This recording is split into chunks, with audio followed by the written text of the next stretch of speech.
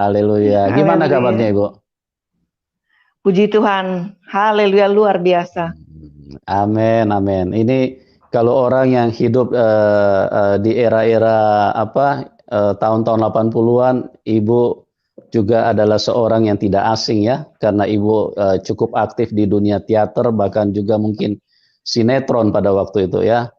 Ini luar biasa Oh, karya Tuhan yang menjamah seorang Ibu Yusnita, bagaimana di dalam penderitaan, beban, pergumulan yang begitu berat yang ditanggung dari masa kanak-kanak, berlanjut sampai ke rumah tangga, dan apa yang terjadi, Tuhan Yesus adalah Tuhan yang baik, Tuhan yang tidak pernah pilih-pilih latar belakang, dia wanita kah, pria kah, dompetnya tebal kah, atau tipis kah, warna kulitnya putih kah atau hitam kah, giginya rata kah atau tidak rata kah, Tuhan tidak pernah pilih-pilih orang. Ya, Tuhan amin, Yesus sangat amin, Pak. baik. Ya, dari berbagai latar Amin. belakang, ya, dari berbagai kehidupan, Tuhan Yesus terus menjangkau dengan kasih-Nya yang begitu luar biasa. Nah, apa yang terjadi dengan Ibu Amin. Yusnita? Pada malam hari ini teman-teman, jangan kemana-mana, tetap stay tune di channel ini, karena kita akan mendengarkan sebuah kisah yang sangat luar biasa, yang akan memberkati kita semua. Ya, Ibu Yusnita, waktu dan tempat saya serahkan Amin. kepada Ibu. Silakan Ibu. Terima kasih Pak Yusuf sudah mempercayakan saya pada malam hari ini untuk membagi-bagi berkat ya, berkat rohani untuk saudara-saudara semua. Shalom saudara-saudaraku.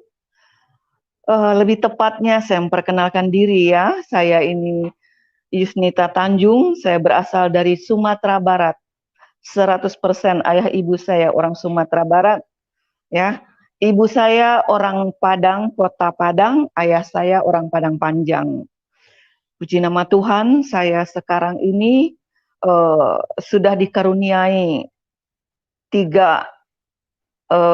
menantu, 3 anak dan 5 cucu. Puji nama Tuhan, 1 orang suami. Dan saya bersyukur sekali kepada Tuhan jikalau saya bisa mengambil bagiannya di dalam kehidupan saya melayani, atau bagian saya yang paling tepat itu saya ingin menjadi saksinya Tuhan. Ya. Banyak orang bertanya juga termasuk Pak Yusuf, bagaimana kok bisa ya Ibu menjadi pengikut Kristus? Ya. Tentu saya tidak pernah bercita-cita, tidak pernah berkeinginan ya, untuk menjadi orang Kristen, apalagi menjadi pelayan Tuhan. Ya, menjadi pelayan Tuhan di dalam perjalanan hidup saya sangatlah tidak mudah. Tetapi sekarang ini saya merasakan seberat apapun beban yang harus saya pikul, saya sadari sekali bahwa saya tidak sendiri. Saya bersama dengan Tuhan.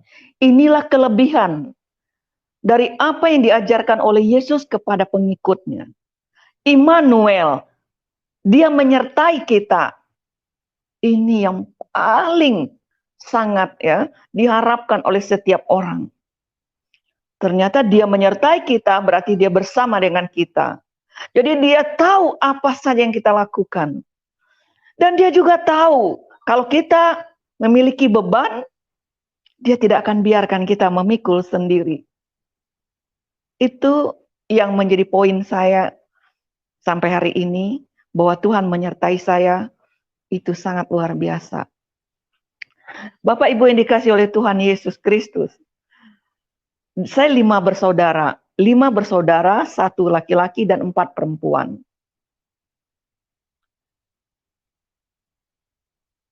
Cita-cita saya sebenarnya juga saya ingin menjadi ustazah, saudara.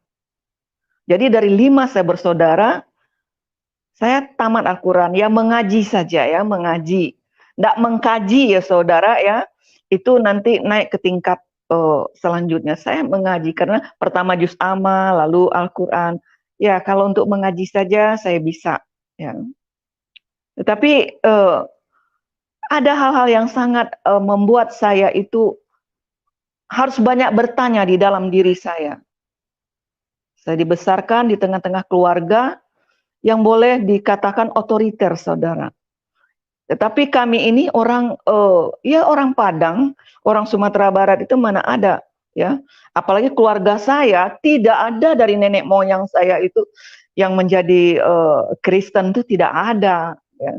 Ya, tidak akan mungkin keluarga saya itu. Karena kami sudah diajarkan di luar agama kami itu kafir. Hanya agama kami yang paling benar. Ya. Jadi kami sudah didoktrin dari mulai kami lahir ke dunia ini. Sudah diperkenalkan ya. Ya, ayah saya menurut cerita ya mengazankan saya. Kami setiap anak-anak lahir itu memperkenalkan agama dan Rasul kami siapa. Dan itu sudah tertanam di memori pertama itu. Tapi lain cerita, ketika kita diproses di dalam dunia ini, yang saya tahu juga di dalam dunia ini hanya ada dua roh, roh Tuhan dan roh iblis, hanya ada dua itu.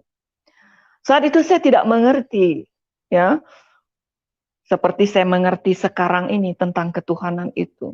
Yang taunya saya beragama dari nenek moyang saya, dari ayah ibu saya, titik, itu saja. Tetapi ketika saya menjalani kehidupan itu, ya tentu saja kita di dalam keluarga besar itu ada yang kita butuhkan, yang kita dapatkan di dalam keluarga itu sebagai anak waktu itu. Kami membutuhkan kasih sayang orang tua, sudah pasti itu. Saya melihat teman-teman saya, bagaimana mereka bisa bercanda dengan keluarga mereka, terutama dengan ayah. Ya, mereka digendong, ya, dipeluk. Kalau ayah pulang begitu sangat menyenangkan. Saya tidak mendapatkan itu, Bapak Ibu. Saya tidak mendapatkan itu. Pertama-tama ya, mulai saya agak berumur 8 tahun begitu, sampai mau 9 tahun itu, saya membutuhkan itu gitu. Sampai saya ada iri hati dengan teman-teman saya, kok dia bisa ya berkasih sayang dengan ayahnya. Ayah saya kalau pulang, Bapak Ibu ya, itu sangat menakutkan. Sendalnya saja, sepatunya saja itu kalau kedengaran, itu rasanya berpisah roh ini dari badan. Ayah pulang begitu. Ayah hanya bicara kebanyakan pakai pukulan, pakai tendangan. Ya. Semua kami anak-anak, tidak ada yang terkecuali. Apalagi ketika dia marah, saya melihat bagaimana kakak-kakak saya dipukulin. Kalau kakak saya sudah dipukulin, saya pun, kami semua kebagian, walaupun kami tidak salah. Nah, itu terus berlangsung di rumah, di keluarga besar saya. Sejak itu saya timbul pertanyaan, kami ini orang beragama, kami ini orang punya Tuhan. Tetapi kenapa kok hidup seperti neraka ini? Karena 5 tahun saja kami sudah diajarkan bagaimana puasa, bagaimana sholat, itu sudah diajarkan. Dan semua kami harus sholat. Tetapi kenapa tidak ada kebahagiaan? Itu di keluarga saya ya. Saya nggak tahu di keluarga yang lain. Tetapi ini yang saya ceritakan saya dan keluarga saya. Dan itu banyak saksinya. Nah sejak itu mulailah saya dendam dengan keluarga saya. Saya dendam sekali terutama kepada ayah saya itu. Kebencian saya terhadap ayah saya ini sangat luar biasa. Terlebih ketika saya umpamanya melihat ibu saya menangis, ibu saya benar-benar terpukul sekali setiap ayah saya pulang itu, yang dia tidak dapat ceritakan ke anak-anaknya. Dia menangis sambil menutup mukanya dengan bantal terisak-isak. Tapi ketika kami mulai bertanya, ya saya suka ya, waktu saya urut-urut ibu saya, kadang-kadang saya bertanya, kenapa, ada apa itu? Rupanya ayah saya menikah lagi. Ayah saya menikah lagi.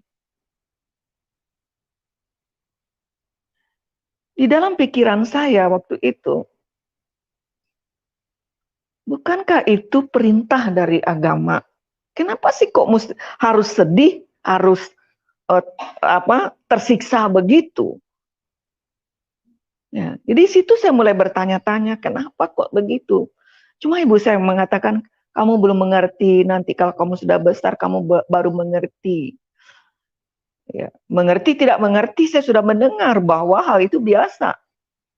Baik lewat ustadz-ustadz saya, yang diajarkan boleh berpoligami, boleh-boleh. Gitu. Tapi kenapa ketika itu terjadi, tidak ada sukacita? Ya. Bukankah itu melakukan perintah dari Allah itu? Gitu. Itu menjadi PR saja sama saya. Ya bagaimana bahagia Bapak Ibu. Ibu saya itu istri keempat dari 16 istri ayah saya. Tentu saja ya perempuan mana ya saya pikir ya. Saya salut benar saya katakan. Dengan orang-orang yang dipoligami itu dia mengatakan dia bahagia. Wah, saya sangat salut sekali. Tapi kalau saya, ternyata keluarga saya tidak bisa ya bersukacita ketika itu terjadi. Otoriter ayah saya ini luar biasa, saudara. Ayah saya ini juga paranormal. Jadi kebencian saya sama ayah saya ini, ya, bukan saja ketika dia memukuli saya. Ya, saya juga ketika saya mendengar kesaksian dari Joyce Meyer itu, saudara ya, dari Suicide Hating, bagaimana dia diperlakukan dalam pelecehan seks ya, oleh ayahnya, oleh kakaknya. Begitu dia masuk ke dalam area itu, membuat dia tidak stabil jadi manusia. Dan saya juga hampir diperlakukan seperti itu oleh ayah saya. Kalau saya tidak lari malam hari itu, saudara, saya tidak mengerti apa yang terjadi dalam hidup saya. Jam 3 malam saya lari di tengah malam itu. Ketika saya akan diperlakukan ya tidak wajar oleh sang ayah itu. Tentu saja kebencian saya ya ada alasan yang kuat, saudara. Tetapi catat baik-baik, saya ini orang beragama. Dan kami sholat, saudara. Ayah saya serah, kalau kami tidak sholat, itu ayah siapkan rotan. Nah itu yang terjadi di dalam keluarga besar saya. Pada satu kali kami ke Jakarta, saudara. Dari Padang ke Jakarta. Karena ibu saya ini mengajak saya dan adik saya untuk menyusul kakak saya yang 2 orang perempuan sudah lebih dahulu ke Jakarta. Maksud hati waktu itu mau berlibur saja, saudara. Tetapi ketika saya melihat ibu saya, kami naik kapal laut, saudara. Ibu saya menangis di kapal itu. Dengan terisak-isak dia melihat ke laut. Lalu saya tanya, ada apa? Ibu kok menangis? Kan enak kita mau ketemu kakak. Oh rupanya ibu dan ayah saya itu bercerai, saudara. Diam-diam ayah saya menjatuhkan talak ke ibu saya. Bagi ibu saya itu mungkin satu pukulan ya. Tapi bagi saya mendengar itu, aduh, kalau dahulu saya bisa berteriak, alhamdulillah, saudara. Wah, akhirnya orang yang jahat itu ya pergi dari keluarga kami. Yang selalu setiap, itulah entahkah dosa atau tidak, saya tidak mengerti Bapak Ibu. Kalau kami sholat bersama, yang ada di hati saya melihat ayah saya itu, saya sumpah serapah. Sampai saya katakan, kenapa ya Allah, engkau tidak ambil orang ini? Tabrak kek sama mobil atau mati mendadak kek disambar petir. Karena jahatnya itu sangat, saudara, membuat saya benar-benar, saya katakan, dendam saya terhadap ayah saya sangat luar biasa. Nah, ketika dia bercerai itu, itulah kemerdekaan bagi saya suka saksikan. Merdeka kami tanpa ayah itu. Seolah-olah roh iblis itu tidak ada gitu di lingkungan kita. Tapi ibu saya sedih. Sampai kami di Jakarta, ketemu dengan kakak. Nah kakak saya ini sedikit banyaknya saudara ya. Kalau suka nonton dulu di TVRI, Sengsara membawa nikmat, ya, di TVRI itu terkenal ya. Sandi Nayawan peran utamanya, yang jadi ibunya itu kakak saya, Enita Sahril. Ya, banyak sekali kakak saya juga, ya background kami sedikit di situlah saudara ya, ada. Kakak saya yang tertua sudah dahulu lari ke Jakarta, menyusul yang kedua. Sekarang saya dan adik saya sama ibu saya, kami ke Jakarta. 1 minggu di Jakarta kami menikmati hidup itu. Bisa duduk, bisa berlari, kalau kita bercanda bisa bersuara. Ya, satu kebahagiaan yang belum pernah kami rasakan. Ya. Tetapi 1 minggu saja. Mujur tidak dapat diraih, malang tidak dapat ditolak. 1 minggu saja kami menikmati kemerdekaan itu. Ibu saya meninggal, saudara. Ketika ibu saya meninggal, di situ saya merasa seperti hilang harapan. Ketika kami habis sholat maghrib, ibu saya masih pakai mukena. Setelah itu kami mau makan malam, ibu saya masih zikir. Tiba-tiba dia panggil saya. Sini, Yusnita sini. Panggil adekmu, panggil kakakmu. Ketika saya melihat ibu mengatakan, kalau terjadi sesuatu sama ibu, lihat, kamu ingat ya, ada uang, dia tunjuk ada uang di lemari itu. Lalu saya panggil kakak saya merasa khawatir, panggil adik saya. Lalu ibu saya membuka mukena, dan ibu saya muntah darah. Keluar seperti daging-daging kecil begitu, potongan daging. Pernah terbersit di pikiran saya.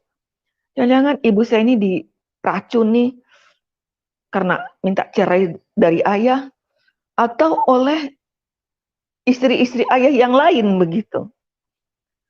Nah, ketika kakak saya melihat ibu saya itu muntah darah begitu, keluar darah dari mulutnya, sambil terbata-bata, dia bilang sama kami, ingat ya kalian, ingat nih pesan ibu, jangan kalian menikah seperti ayah kalian. Begitu yang saya tangkap pesan ibu itu.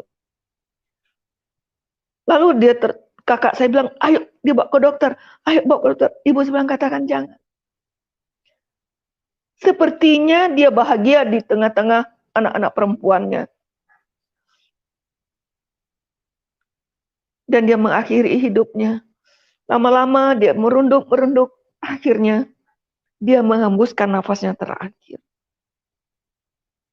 Hanya 1 minggu kemerdekaan itu. Hanya 1 minggu. Itu membuat saya, terutama saya dengan adik saya yang paling kecil itu, seperti kami kehilangan harapan. Karena kalau ayah ini memukuli kami, ibu ini melindungi. Terlebih adik saya yang kecil itu, dia lekat sekali sama ibu. Di situ rasa putus asa itu sungguh menghantui kehidupan terutama saya dengan adik saya. Yang kami takutkan kalau ayah datang.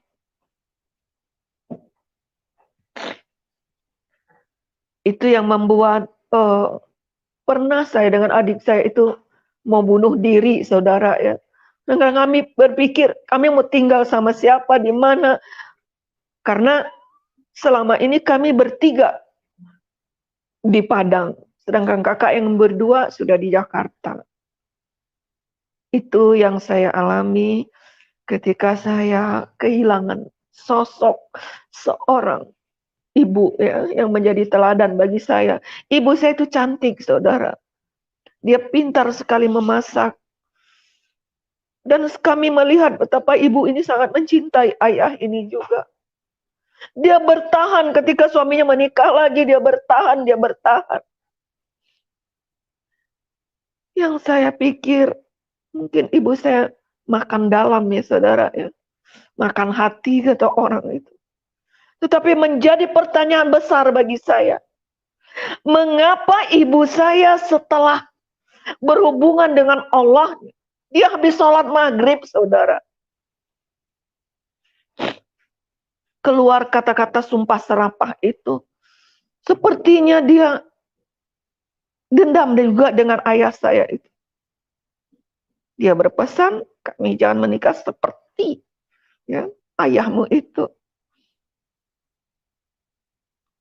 Bagaimana setelah orang berhubungan dengan Allahnya, kok hatinya tidak damai? Itu menjadi PR bagi saya.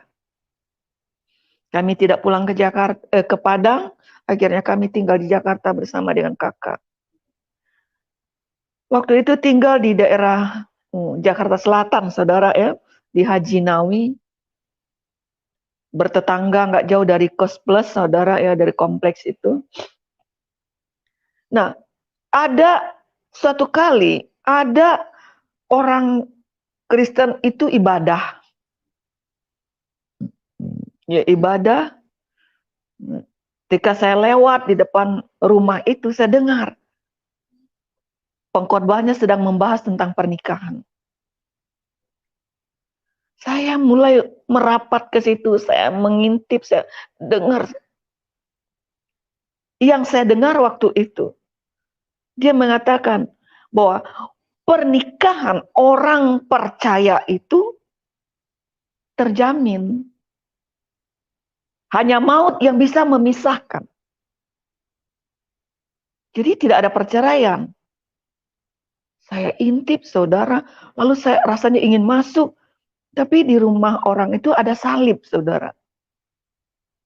Di situ saya aduh, itu rumah orang kafir rupanya ini. Saya mundur, tetapi saya sudah mendengar firman itu.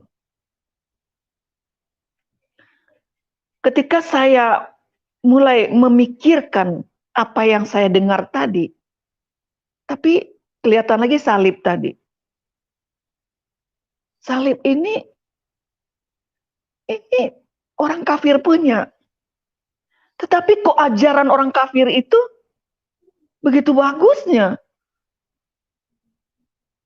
Itu yang terngiang-ngiang di telinga saya.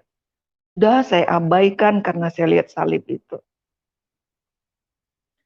Tidak berapa lama saudara, 2 tahun kemudian kalau tidak salah saudara ya. Ayah saya ini memang datang.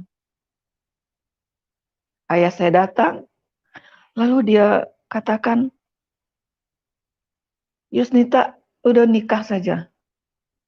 Tidak usah mikir-mikir mau kuliah-kuliah segala, itu tidak penting. Saya merasa takut juga, saudara.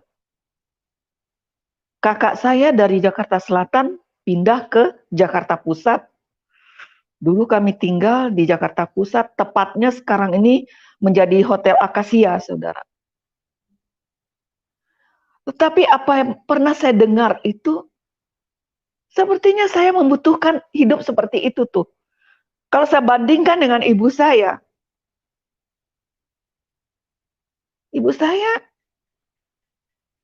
dipoligami, menderita. Tapi ajaran orang kafir ini kok bagus sekali begitu.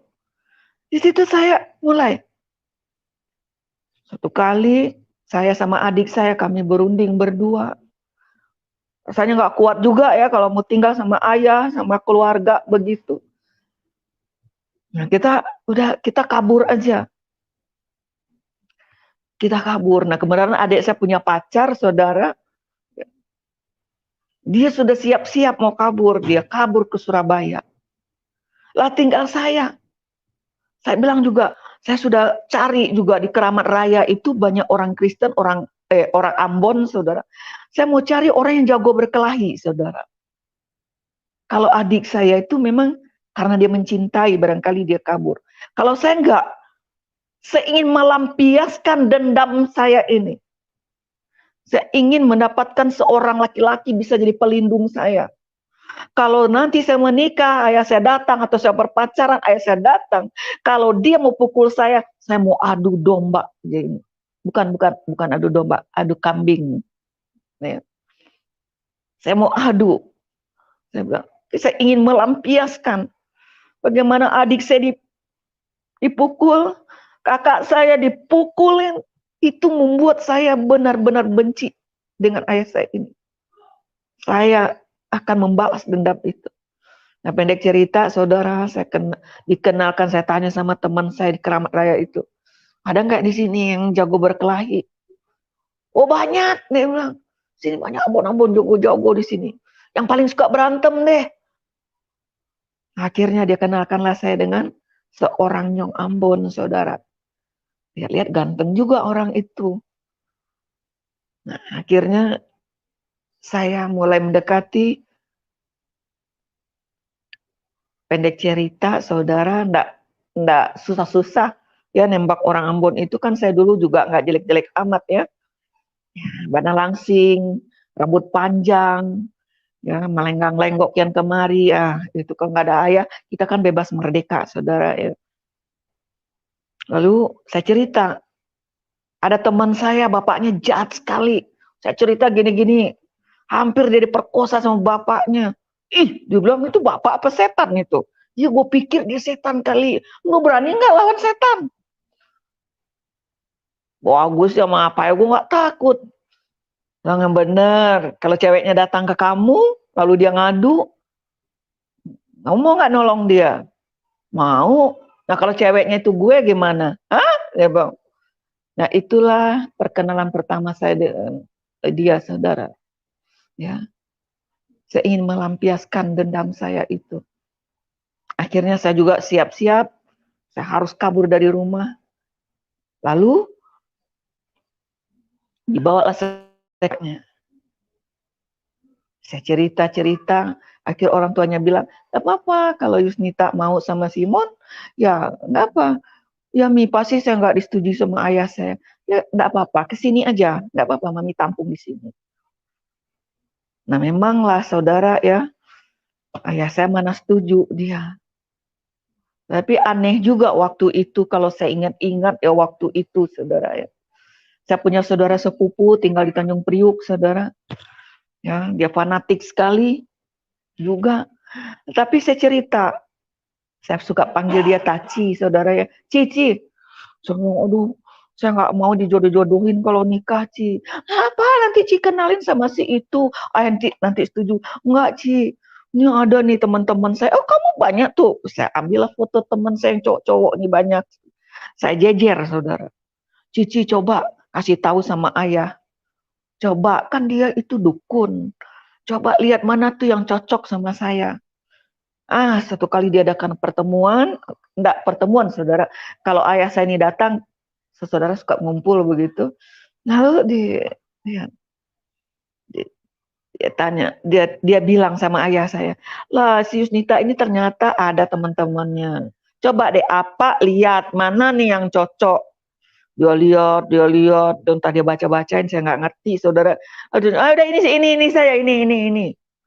Yang dia tunjuk yang Kristen, saudara. Yang Ambon ini. Jadi waktu itu saya udah kasih tahu sama saudara sepupu saya itu Kristen.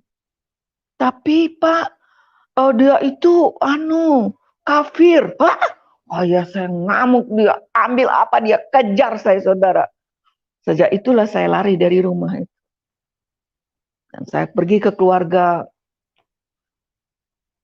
Simon ini, saudara, dan saya diterima di situ. Nggak lama saya dinikahkan di situ.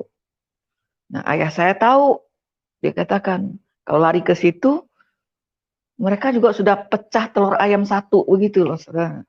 Ya, artinya saya dicabut dari rumpun, itu dibuang, tidak diakui. Jadi ayah saya itu ya hampir rata-rata lah kalau orang Padang itu, saudara, ya apalagi orang Minang ya, saya punya adat istiadat begitu. Ya, ayah saya, wah, marahnya setengah mati. Sudah nggak usah dicari-cari, sudah. Nah begitu Akhirnya saya dinikahkan secara catatan sipil. Saya menikah waktu itu tahun 74. Waktu itu boleh dua agama. Ya, saya tidak pernah ingin jadi Kristen, saudara. Tujuan saya hanya itu. Kebenaran secara negara boleh dua agama. Nah, saya bersyukur sekali, alhamdulillah banget itu, saudara.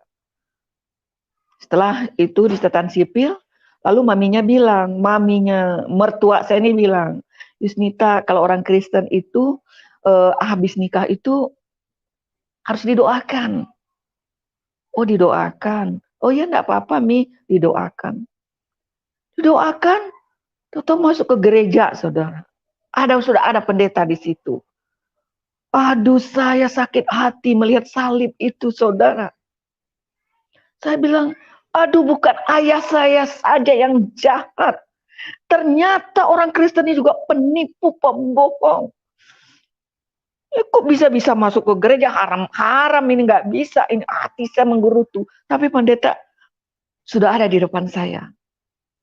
Pendeta cerita, lalu dia tumpang tangan, saudara. Aduh, haram najis, kepala saya ini mau kena ini sama orang ini.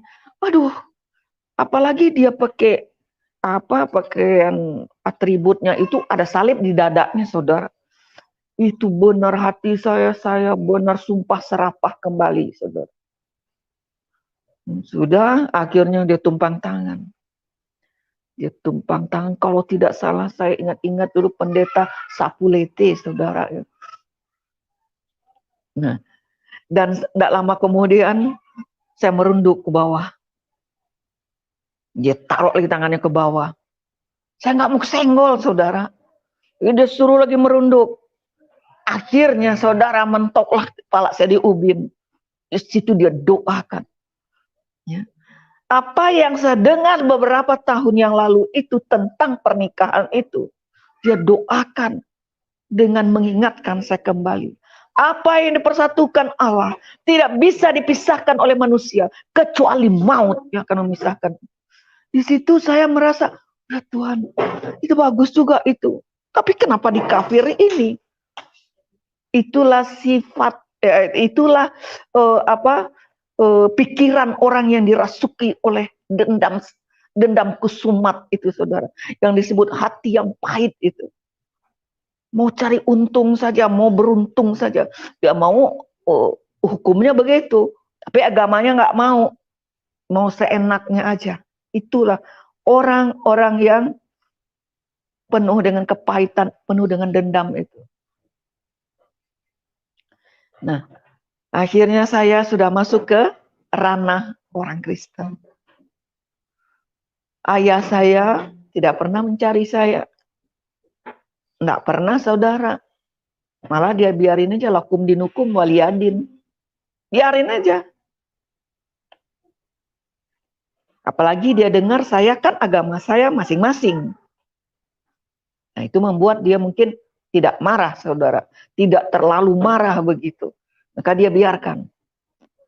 Nah, sudah berjalanlah dalam perjalanan rumah tangga, saudara.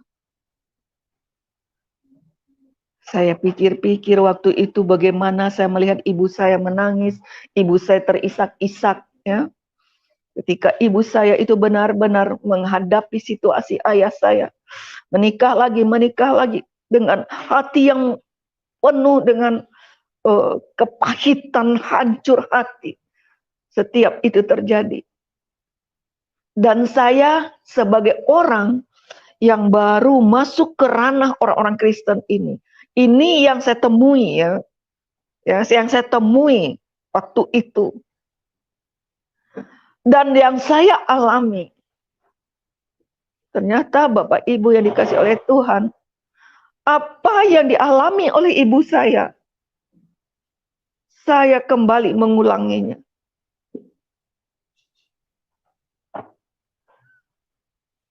Kalau saya lihat mereka rajin beribadah, bergereja, mengadakan upacara Natal ini dan itu, Paskah, pokoknya tidak ada hari-hari Minggu tuh mereka semua sibuk ke gereja, bahkan melayani di gereja. Tapi mengapa yang kasih itu tidak muncul di dalam diri mereka? Kalau dia punya kasih, tidak mungkin dia bisa melakukan itu, terutama untuk saya. Yang berselingkuh tetap selingkuh, berjudi, mabuk. Kalau ditegur, marahnya dari, waduh, saya terjebak di dalam suasana seperti itu.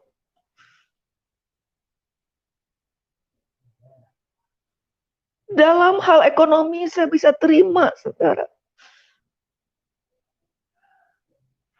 Saya tidak doyan tempe itu. Menikah pas-pasan. Baru saya juga merasakan namanya pengantin baru ya saudara. Tidur hanya pakai tikar. Tapi karena untuk sebuah dendam, apapun saya terima.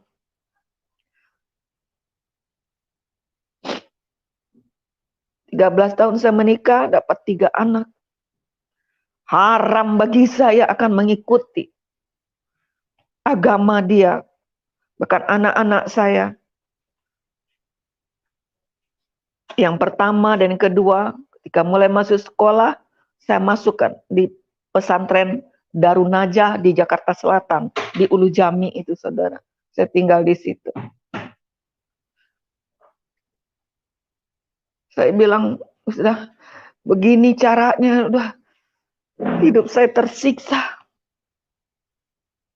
Apalagi kalau saya pikir-pikir waktu itu, mulai dari saya belajar ya meneladani ibu saya di dalam melayani keluarga saya. Dalam hal memasak, apapun saya kerjakan sendiri. Biar dia pulang mabuk jam 2 malam, jam 1 malam. Dia itu senang kalau masakan itu hangat-hangat. Jadi saya sudah siapkan semuanya. Saya belajar memberikan yang terbaik. Tetapi tetap saja suami saya lebih memilih tetangga-tetangga, nona-nona yang manis di luar situ. Paling kalau pulang dia mabok, nanti muntah-muntah. Baru-baru lama-lama ribut setiap hari. Dendam saya tidak terlampiaskan. Akibat dendam itu akhirnya saya mengalami satu kepahitan yang luar biasa. Bertambah saya dendam kepada laki-laki ini.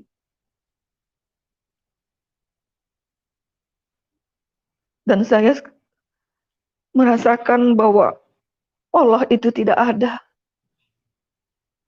Allah itu bagi saya waktu itu tidak ada berkuasa. Kalau Allah saya itu ada,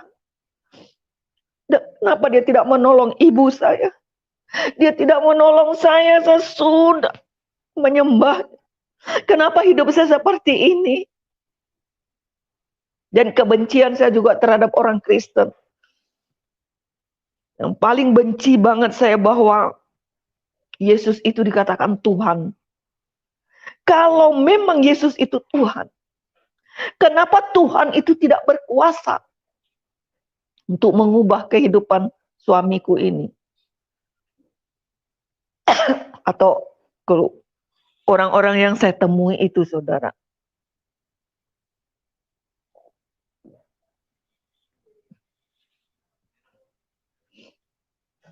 Jadi benar-benar tahun 85 itu, 83 saudara ya. Saya sudah mulai goncang rumah tangga saya. Akhirnya saya kembali ke dunia yang dirintis oleh kakak saya. Kayak dunia drama begitu saudara ya, di TVRI, di TPI. Memang udah cari duit saja, duit yang penting duit. Ya. Kalau dengan duit ini kita dihargai oleh orang. Boleh dikatakan saya menjadi ateis, saudara. Secara pribadi jujur saya mengakui waktu itu, saya tidak percaya adanya Allah. Saya tidak percaya adanya Tuhan Yesus itu. Bagaimana disebut dia Tuhan atau juru selamat? Lah ini kok nggak bisa diselamatkan? Mungkin di luar sana banyak ya yang baik-baik, tapi yang saya temui waktu itu iya begitu. Mereka mabuk, mereka main judi, lalu mereka bilang sama saya, makanya ikut Yesus, Yesus itu Tuhan, Yesus itu juru selamat. Saya bilang udah gila nih orang-orang. Main judi, sering minum mabuk, dia bicara tentang Yesus. Lagi mabuk, dia pergi beribadah. Lalu dia bernyanyi mengaku, oh anak raja. Makanya anak-anak saya sekolah di pesantren. Waktu SD, anak saya yang laki-laki ini, saudara, ya. Anak saya nomor 2 itu. Saya sampai dipanggil sama gurunya di sekolahnya itu. Karena waktu dia mengisi formulir, ya, anak-anak itu waktu itu, apa cita-cita kamu? Dia bilang jadi pendeta. Saya marah setengah mati, saudara. Saya dipanggil sama guru. Gitu. Masa di pesantren lalu dia tulis cita-citanya jadi pendeta. Anak saya yang perempuan, yang pertama itu, jilbab itu enggak boleh lepas itu, saudara. Saya enggak pernah pakai jilbab, saudara. Jadi dari kecil tuh dia sudah fanatik begitu. Karena saya bilang, lihat tuh, orang kafir, orang Kristen, begitu kelakuannya, papa kamu itu lihat. Dan mereka melihat dengan mata kepala sendiri. Nah, itu kehidupan saya selama 13 tahun. Waktu saya mulai merintis-rintis, tahun 83, saudara ya, itu saya kontrak sama Taspen, sama Perumtel, saya buat dokumenter itu, setengah jam, saya siarkan di TVRI, mulai saya cari uang. Pernah juga saya di TPI itu, saya enggak suka jadi pemain, saudara. Saya kurang bisa berakting itu, saya kurang bisa. Tapi kadang-kadang dipanggil itu, enggak kamu. Pernah saya juga jadi pemeran utama gitu di TPI itu berapa episode begitu. Tapi karena kita butuh uang, saudara ya, jadi saya terima. Tetapi cita-cita saya ingin menjadi produser, saudara. Ingin saya membuat film. Itu mulai dari setengah jam, saya ingin 40 menit, nanti sampai 1 jam. Itu ya jenjang karir saya di situ. Nah, disitulah badai persoalan yang tidak bisa dihentikan di dalam rumah tangga saya. Ketika saya mengurus ada satu produksi, saudara ya, waktu itu di Sumatera Barat, kerjasama dengan Pemda tingkat 1, tingkat 2. Waktu saya melahirkan anak saya yang ketiga itu baru umur belum setahun, saudara. Saya bawa itu untuk mengurus ya drama saya itu. Kalau nggak salah dulu judulnya Pesan Bunda. Ya, saya mengangkat cerita tentang kenapa sih wanita Minang itu terkenal sekali membeli laki-laki. Nah, itu saya angkat bahwa tidaklah seburuk apa yang kalian pikirkan. Itu saya mengangkat cerita itu waktu itu. Waktu saya mengurus-ngurus itu, saya bawa anak ini yang umur 7 bulan kalau tidak salah dengan keponakan saya 1. Saya titip, saya mencari lokasi untuk syuting, saudara ya. Kita hunting pakai mobil Pemda. Tiba-tiba saya harus rekaman masuk di Jakarta, masuk studio rekaman. Saya mengikuti drama apalah waktu itu. Nah, saya pulang. Nah, karena tidak dapat tiket pesawat, saudara ya. Jadi saya harus pulang naik bus. Nah, waktu saya pulang sampai di Pulau Gadung itu saya dirampok, saudara ya. Saya ditodong dan diambil semua diambil. Nah, saya akhirnya berapa hari kemudian, 2 hari kemudian setelah rekaman di Jakarta, saya kembali lagi ke Padang. Nah, saya berceritalah dengan Sekda di Sumatera Barat waktu itu. Saya cerita-cerita. Lalu bapak itu mengatakan, kok terjadi begitu? Iya Pak, saya sudah habis ditodong gini-gini, ini bukti laporan polisinya. Tiba-tiba apa yang hilang diganti oleh bapak itu. Ya. Berapa uang saya, ada kalung saya, diambil. Pokoknya diganti. Itu yang membuat suami saya ini cemburu, saudara. Orang berbuat baik sama kita, dia cemburu juga. Cemburu yang nggak pada tempatnya saya lihat. Harusnya kan istri kita ditolong orang, itu membuat dia cemburu. Nah kebenaran, waktu saya pulang dari lokasi itu, saya menginap, nggak di hotel saudara, di rumah saudara saya. Lalu saya diurut di situ, diurut. Lalu tukang urut itu bilang, Ibu nanti besok pagi kalau mandi sama air panas, kalau keluar biru-biru, Ibu ada gejala jantung itu. Nah kebenaran, saya itu mandi dan benar keluar biru-biru di badan saya. Nah waktu saya pulang ke Jakarta, 1 minggu kemudian, malangnya nasib saya ini birunya sisa di dada saya, saudara. Memar begitu. Itu membuat saya sangat tidak berharga di depan suami saya.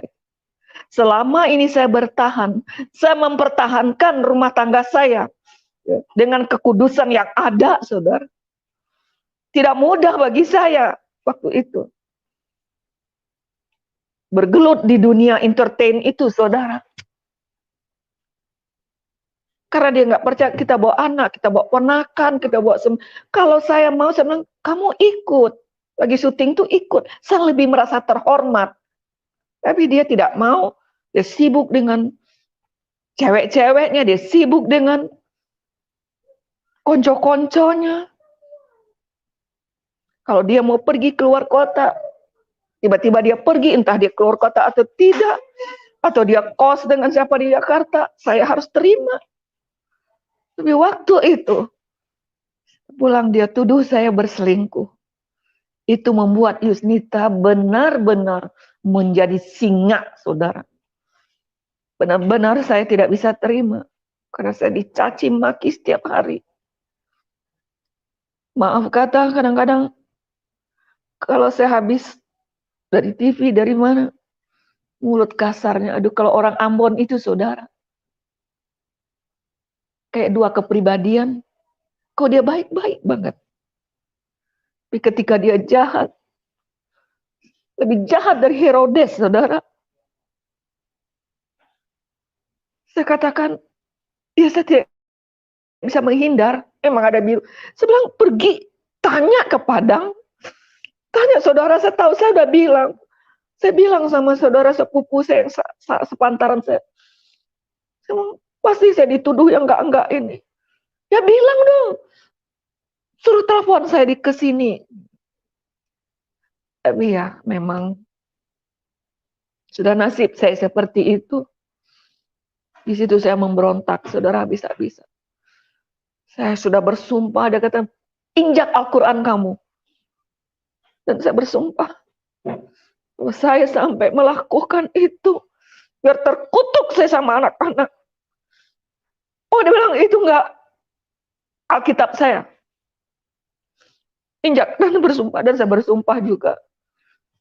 Tapi tetap dia tidak mempercayai saya. Di situ hilang, di situ saya semakin tidak percaya adanya Allah itu. Saya tidak percaya orang Kristen itu ada Tuhan Yesus. Saya nggak percaya, saudara. Mengapa tidak ada pengampunan begitu? Mengapa bisa memfitnah seperti itu? Seperti tidak ada yang membela saya. Nah, itu yang membuat akhirnya saya benar-benar hanya uang sudah. Saya sudah meniti karir saya. Di situ timbul keberanian saya. Yusnita Tanjung. Bapak saya preman besar, saudara. Di Padang Panjang itu, kalau ada yang pergi ke Padang Panjang, saudara, sampai sekarang saudara sepupu saya masih ada di situ. Kati Basa, itu ayah saya. nggak ada sama siapapun, dia takutnya nggak ada, saudara. Dan saya juga dibesarkan istilahnya sebagian masa remaja saya di Jakarta, dan besar 13 tahun di tengah-tengah preman Jakarta Pusat ini. Hal berantem apa saya lihat mereka itu sudah biasa. Dan pada saat itu saya habis kesabaran. Benar-benar kalau tidak ada Tuhan di dalam diri kita, tidak ada remnya, saudara. Tidak ada yang akan menguasai kita kecuali roh iblis itu. Tenang kamu. Saya akan ceraikan kamu. Saya akan ceraikan. Kalau waktu itu saya bayangkan, saya pergi ke pengadilan. Saya sogok dengan uang. Gak lama kemudian surat cerai keluar. Saya ambil, saya lempar ke dia. Nih, ini kan yang kamu mau. Sudah cukup. Nah, sejak itulah saya bergabung kembali dengan keluarga besar saya. Dari Ulu Jami kami pindah lagi ke Jakarta Selatan. Saya numpang di rumah kakak saya yang pakai jilbab, saudara. Ya. Kakak saya di atas saya itu sangat fanatik, saudara. Dia sering pengajian, ya, kakak saya itu. Kalau adik saya sudah ke Surabaya, ya, kakak saya berdua ada di Jakarta ini yang sudah menikah. Satu polisi suami, yang di atas saya itu, kami satu rumah. Saya numpang di situ. Kenapa saya numpang? Ya, saya ingin memproduksi sebuah film yang cukup besar, saudara, bagi saya ya. Kalau di dunia sinetron orang tahu itu, kalau kita dapat job untuk malam minggu, cerita akhir pekan itu, saudara ya, itu sudah termasuk menengah ke atas itu. Jadi target saya cari itu, saudara. Saya ngomong-ngomong sama kepala bidang dramanya itu, dia bilang oke, yang ini bagus, ini setuju dia. Yang penting ya adalah kita bagi-bagi fee-nya, saudara ya. Bisa bilang saya tidak mau kerja sama, tapi fee-nya nanti saya bagi. Yang penting saya mau jadi produser tunggal. Itu yang sedang saya perjuangkan, saudara. Ya. Orang nggak tahu, saya suka ngumpul di tim, saya ke sana sini. Ya, saya orangnya nggak pernah setengah-setengah. Kalau saya berada di satu tempat, pasti ada tujuan saya di situ. Tapi saya tidak mau cerita karena memang nggak berhasil. Saya berusaha menghubungi sana sini. Pokoknya kalau itu jadi, saudara, 52 episode saya kontrak sama TPI waktu itu. Dan melibatkan 3 provinsi, sedikit-dikitnya 3 provinsi, saudara. Nah, itu yang akan membuat saya kaya itu. Jadi apa-apa yang ada saya jual. Saya ingin membuat master film itu. Kalau buat master film itu satu saja, saudara, kalau itu sudah sudah berjalan dan bisa diterima oleh pasar, dan selanjutnya orang film tahu itu sudah enak ke depannya, saudara. Dan hampir 5-70% artis-artis itu merintis dari bawah, saudara. Dari tukang angkat minuman, tapi mereka gigih. Nah, saya juga begitu, ingin sampai ke puncak. Tetapi apa yang terjadi waktu itu? Anak saya sudah bercerai bersama dengan kakak saya tinggal, ya, bersama dengan kakak saya itu, dia tinggal di atas, saya tinggal di bawah, rumah itu tingkat, saudara. Jadi untuk menghubungi ada satu ya provinsi, itu rasanya, aduh, sulit sekali. Udah saya ke dukun. Pokoknya kalau dibilang saya berdosa, saudara, selama 3 tahun itu saya benar hidup bergelimang dengan dosa. Menghalalkan segala cara. Dari dukun ke sini, dukun ke sana. Tapi tidak tembus, saudara. Lalu satu malam saya sholat, saya pikir lihat KTP saya, saya masih punya agama. Nah, gitulah kalau orang udah kepepet baru cari Tuhan kan, saudara ya. Nah, itu saya juga begitu. Udah saya sholat. Waktu sholat itu tahajud, saudara. Habis itu saya zikir, saya zikir supaya dimudahkan lah ini. Kalau saya berangkat ke tempat ke Jawa Barat ini, tolong kasih kemudahan dengan segala jampe-jampe yang ada, dengan ditopang lagi ini sholat ini untuk supaya tembus. Ini sudah berjalan berapa bulan, itu biayakan keluarnya luar biasa, saudara. Karena kalau itu gol 1, saudara, saya menentukan pemainnya. Mulai dari papan atas sampai ke papan ke bawah itu saya akan menentukan. Dan anak-anak saya sudah jadikan ya bintang-bintangnya nanti. Saya sudah rencana saya luar biasa. Walaupun saya benci dengan keluarga saya dendam dengan ayah saya, ya dengan siapapun yang menyakiti saya, saudara. Saya dendam setengah mati, saya simpan itu suatu nanti. Gua akan berhasil. Akan saya belikan mereka, saya balas ya dengan kesombongan saya itu yang ada di diri saya waktu itu. Tapi heran saudara, setelah saya baca Alkitab saya yang lama, saya mengaji ya, bukan mengkaji, saudara, mengaji. Saya enggak bisa bahasa Arab tuh enggak bisa. Saudara, banyak ya, kalau orang-orang dari Kedar ini banyak. Apalagi anak kekasih saya sekarang ini ya, Effendi Usman itu.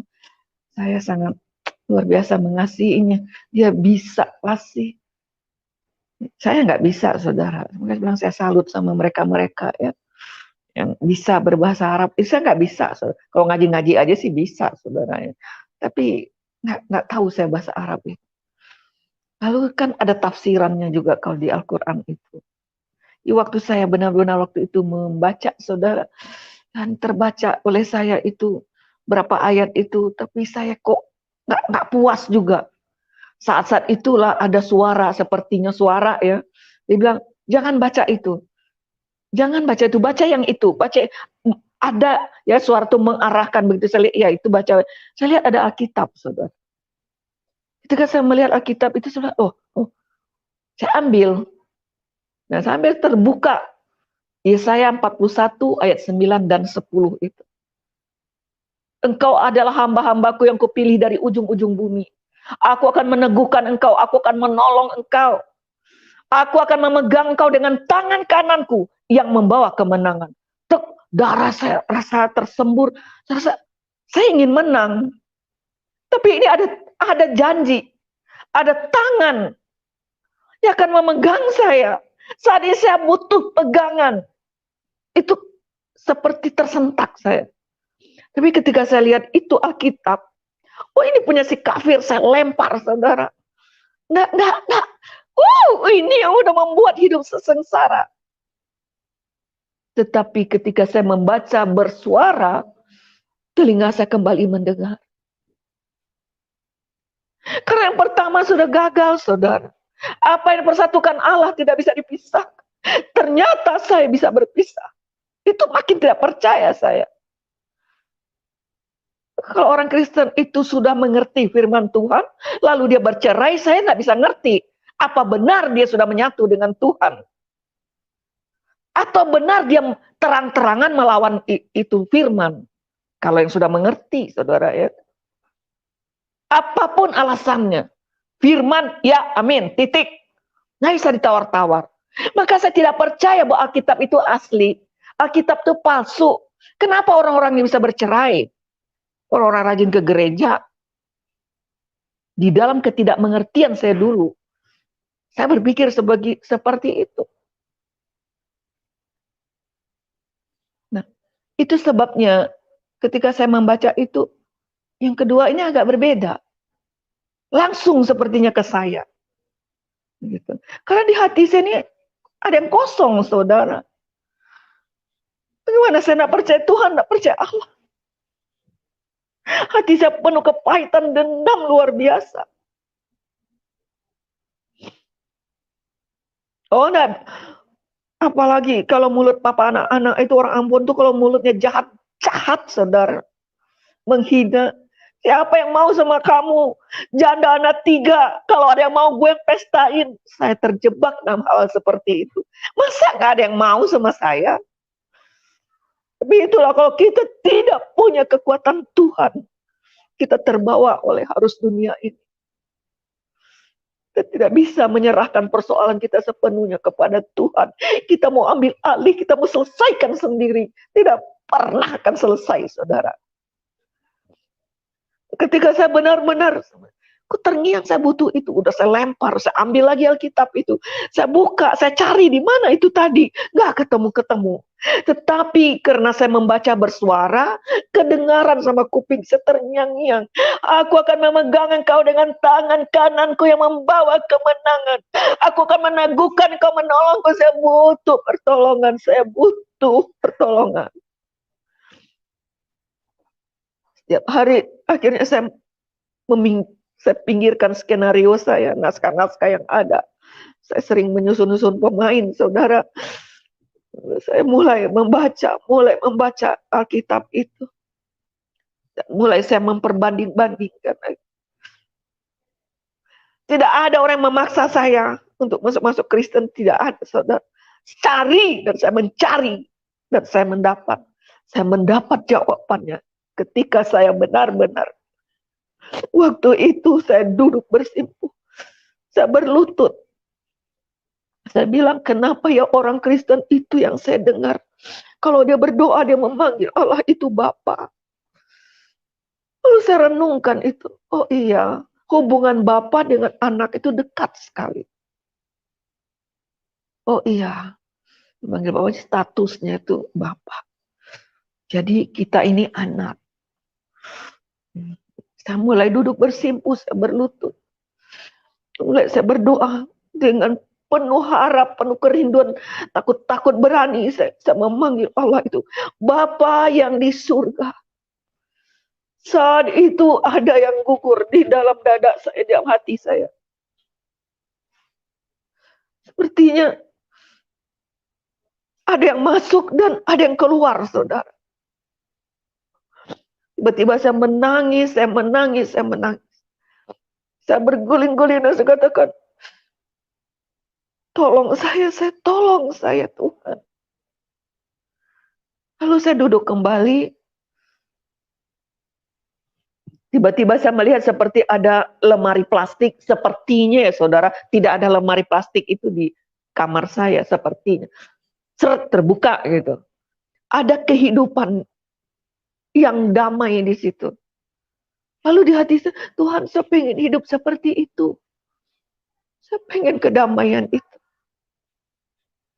Lalu sepertinya ya saudara, ada cahaya tiba-tiba ada di dekat saya, dia bilang, minta, apa yang kamu mau minta? Yang keluar dari mulut saya waktu, padahal saya kan ingin menerobos ya saudara, pejabat-pejabat, berapa pejabat itu untuk sponsor film saya. Tapi yang keluar dari mulut saya waktu itu, selamatkan saya Tuhan. Selamatkan saya Tuhan. Tiba-tiba itu hilang. Saudara. Saya sadar, saudara. Tapi terbayang saya, ada kehidupan yang lain selain di dunia ini. Yang damai. Saya pengen seperti itu.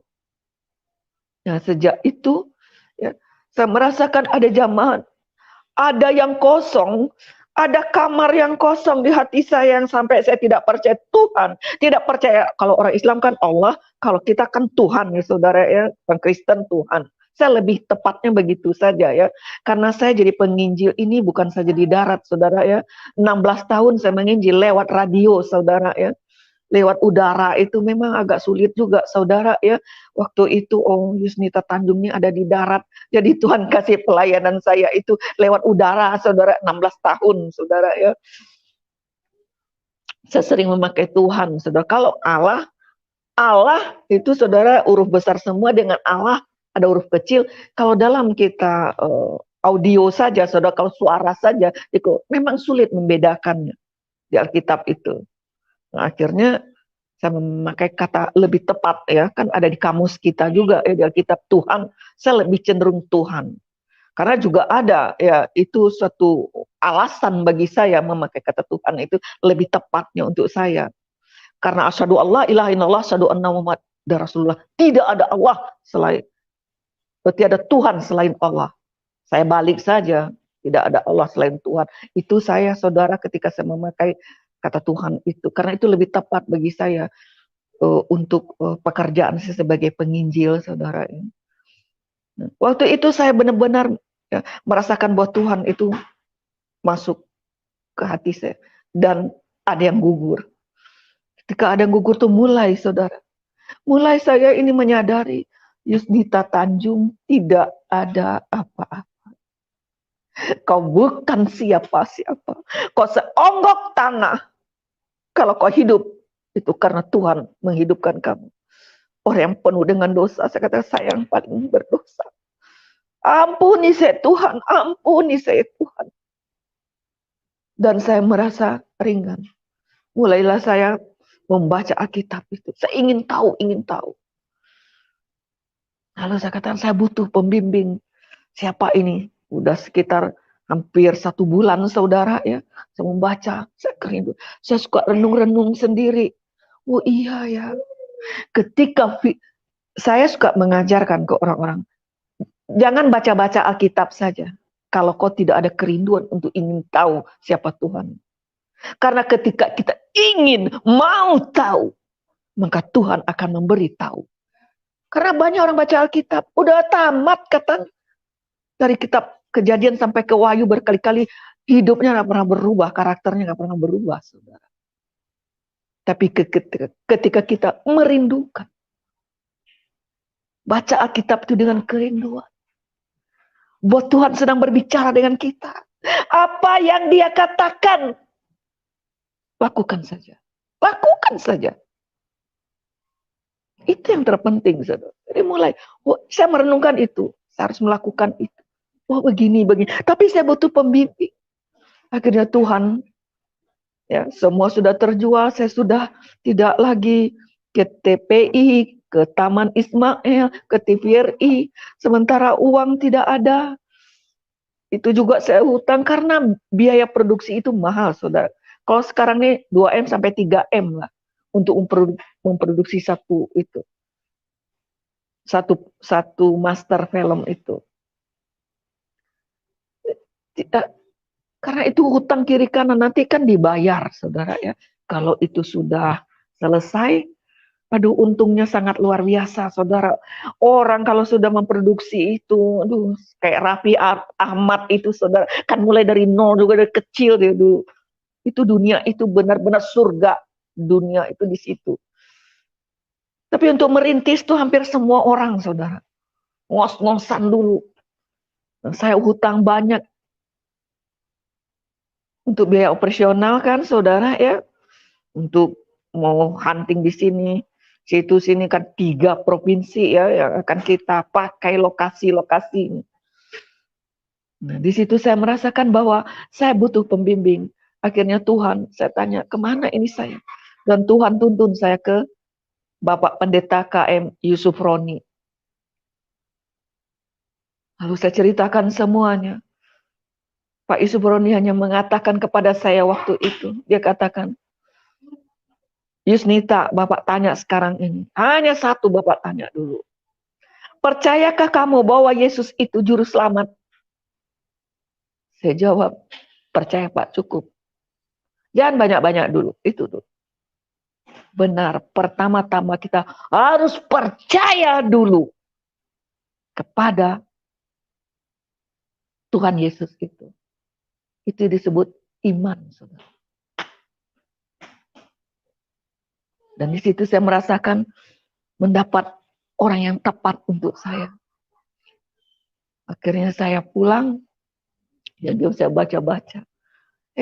Saudara, saya lagi baca-baca, datanglah mengintip-intip nih kakak saya yang fanatik itu, namanya Rita, saudara. Dia bilang, loh, kok kamu itu nggak keluar-luar kok, diam-diam di kamar aja, ada apa ini? Enggak, saya ambil naskah saya lagi persiapan ini, lagi atur-atur pemain. Tiba-tiba dia lihat Alkitab, saudara. Dia bilang, kamu ini, waduh, dia marah setengah mati. Kamu jadi kafir. Kamu mau ikut Kristen, ini. Enggak, Kak, lihat deh, Kak, di ini nih. Oh, saya udah tahu itu.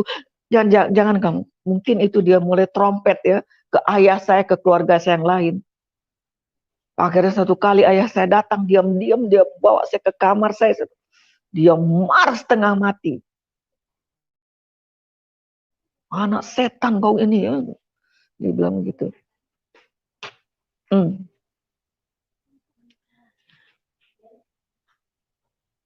Dia bilang begitu, anak setan kok ini ya, kok begitu. Kalau benar-benar kamu mau jadi Kristen, mau ikut jadi Kristen itu, kenapa nggak waktu kamu menikah sama si Ambon itu kamu jadi Kristen? Kenapa sekarang? Saya bunuh kamu nanti, habisi aja. Di situ saya merasakan Bapak Ibu, ini Tuhan yang jadi saksi. Nggak ada saya benci sama ayah saya. Kalau saya dengar suaranya aja kalau udah marah-marah, aduh tunggu loh. Gue kaplok lu sama duit nanti. Nah, macam-macam dendam saya itu. Tapi waktu itu benar di hati saya, Tuhan selamatkan juga ayah saya ini. Lihat matanya berapi-api itu, saudara. Di situ saya merasakan ada sesuatu perubahan terjadi dalam diri saya. Kebencian saya, dendam saya tadi, kemana itu? Kemana roh itu? Ketika kita benar-benar menerima sang firman itu, yang selamanya yang duduk di bangku kerajaan di hati kita, dia adalah aku, dan ditunggangi oleh roh setan itu. Tapi ketika firman itu kita izinkan masuk ke dalam hati kita, firman itu berkuasa. Dan dia bisa menggeser siapapun di hati kita jika kita memberikan hati kita ini kepada dia sepenuhnya. Itu saya, karena pada malam saya memanggil dia Bapak itu, terjadi peralihan terasa. Saya nggak mau lagi memikirkan, ini apa, pekerjaan saya ini menyita waktu, saudara. Itu saya geser. Kerinduan saya ingin mengenal dia lebih dalam. Lebih dalam lagi. Itulah awal penderitaan saya ketika saya menerima Yesus. Di tengah-tengah keluarga besar saya. Saya tidak keluar dari situ. Saya tidak lari. Saya harus menjadi terang di tempat yang gelap itu. Di situ saya merasakan, saya tidak akan pergi. Sekalipun ayah saya mau membunuh saya. Siapapun keluarga saya akan menganiaya saya. Tidak akan pergi. Mengapa? Saya sudah bertemu dengan juru selamat yang bisa menyelamatkan saya itu. Keyakinan saya timbul. Akhirnya saya mengambil keputusan ikut katekisasi. Waktu saya mau dibaptis, saudara. Diam-diam saya mengasihi anak-anak saya makan. Saya tidak ada uang. Saya mulai jual pakaian. Apa saja yang bisa saya jadikan uang. Saya paling sombong, manusia sombong, saudara. Saya tidak bisa makan di warteg itu, nggak bisa, saudara. Tapi ketika Tuhan mengubah saya, restoran yang termewah bagi saya, dengan ekonomi saya seperti itu, warteg adalah makanan favorit saya.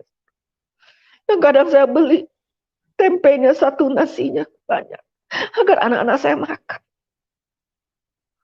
Menjelang saya mau dibaptis, saya udah alami itu. Waktu saya mulai percaya, saya alami itu. Akhirnya waktu mau dibaptis, entah kenapa Pak Yusuf Roni ini kalau baptis jauh-jauh, saudara, di Ancol, itu pakai ongkos lagi. Saya tidak punya dana. Tapi di situ saya merasakan, saya baru mau mendekat dan ingin melekat dengan Tuhan. Dan Tuhan tidak pernah mengecewakan saya. Dia menolong tepat pada waktu. Dan saya bersyukur sekali kepada Tuhan. Pada waktu itu, saya sudah berpikir hari Senin mau dibaptis, tanggal 6 Desember 1989. Saya bilang, aduh, bagaimana ini? Tiba-tiba datang teman saya hari Minggu sore. Dia bilang, ini naskah kamu di ACC, di TV.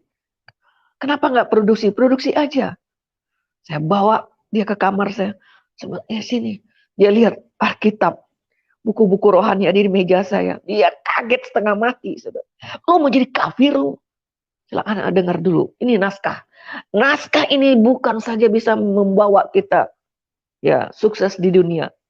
Tapi naskah ini bisa membawa kita ke surga. Wah, udah gila, udah stop.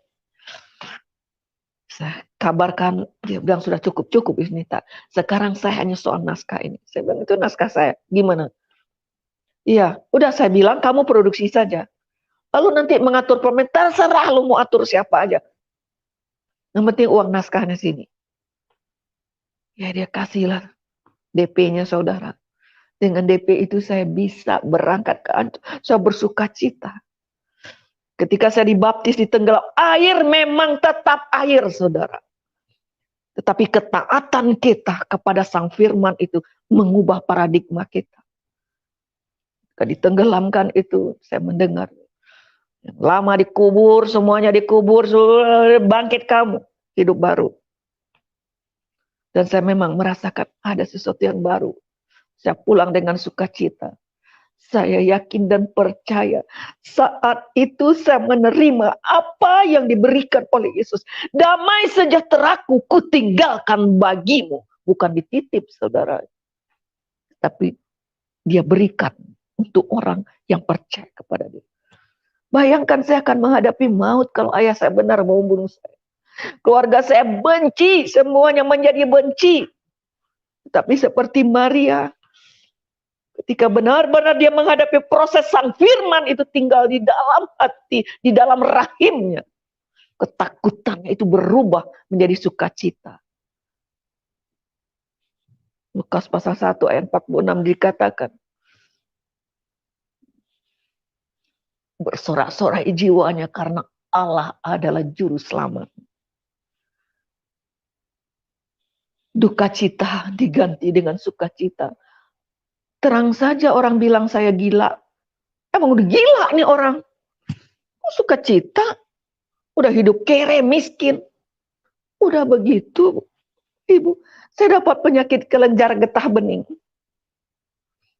Meringkal di leher saya ini. Benar-benar kalau dia lagi kumat itu seperti ketarik urat-urat itu. Kayak mau mati saya rasa. Saya pulang dibaptis. Di situ saya melihat pembelaan Tuhan. Tidak ada yang bersuara. Hanya terdiam semuanya. Cuman ayah saya kembali memanggil saya. Dia masuk ke kamar. Cukup aja lu yang jadi kafir setan. Cukup lu aja. Gak ada ya lu kabar-kabarkan lu bawa keluarga yang lain.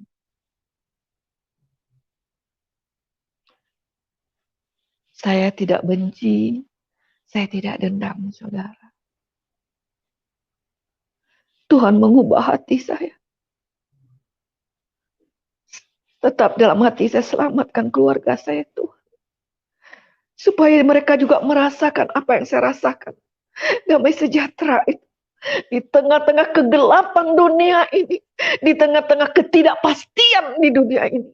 Saya memiliki janji yang pasti dari Tuhan Yesus.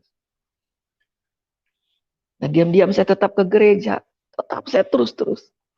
Saya bersyukur mendapat Bapak rohani. Ya. Kalau dia mengupas tentang firman itu, saudara. Dia kupas. Ya. Satu kali kita mendengar khotbahnya, saya kenyang rasanya 1 bulan, saudara. Apalagi waktu itu dikhususkan pendalaman Alkitab khusus mentan-mentan Kedar itu. Pak Subroni terbeban sekali dengan mentan-mentan Kedar. Dan kami, ya, mungkin berapa SKS itulah saudara ya kalau kuliah. Kita bisa interaksi, tanya jawab. Saya punya modal yang kuat. Gitu. Dan saya tahu bahwa iblis tidak akan pernah tinggal diam.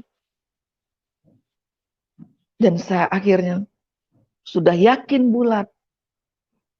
Dan saya sudah mengerti sesuai ya kemampuan saya waktu itu untuk menangkap pesan-pesan Tuhan. Saya masuk ke gereja apa saja saya masuk, saudara. Ke Katolik saya masuk, Protestan saya masuk. Pokoknya asal ada gereja saya masuk.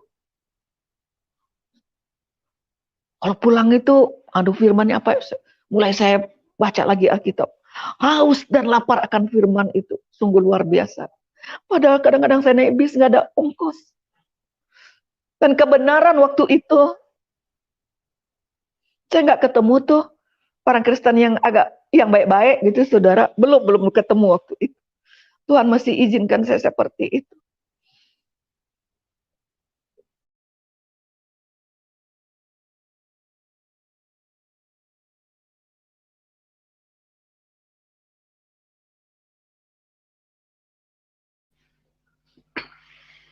Ya, Bu Yusnita. Halo, Bu Yusnita. Suaranya bisa dengar Ibu? Bu Yusnita. Ya teman-teman sabar ya, ini suaranya lagi terganggu.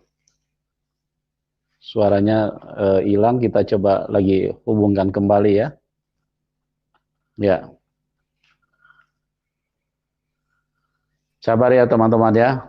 Memang jaringan kadang-kadang tidak stabil. Oke, Bu Yusnita. Bisa dengar Bu? Ibu. Halo. Tombol suaranya diaktifkan Ibu. Halo, bisa dengar? Ibu Yusnita bisa dengar suara saya? Ya. Bu Yusnita.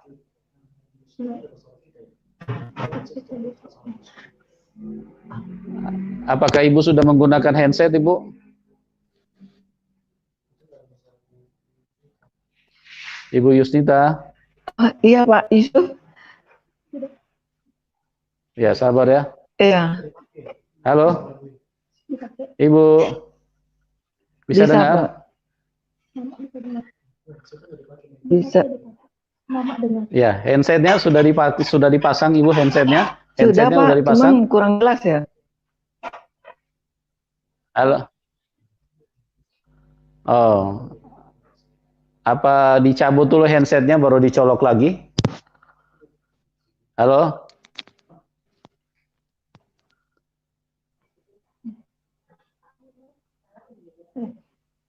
Iya. Iya. Iya Pak. Gimana Ibu bisa Kok dengar? suaranya treble gitu ya? Oke, luar biasa. Kenapa Bu? Menggema apa dubbing apa Bu suaranya? Kayak dua gitu tuh, kayak gini tuh. Ya. Feedback-nya. Kayak dua suaranya. Ya. Coba dicabut lagi Bu, baru dipasang lagi Bu. Cabut lagi baru pasang lagi Bu. Cabut lagi Bu.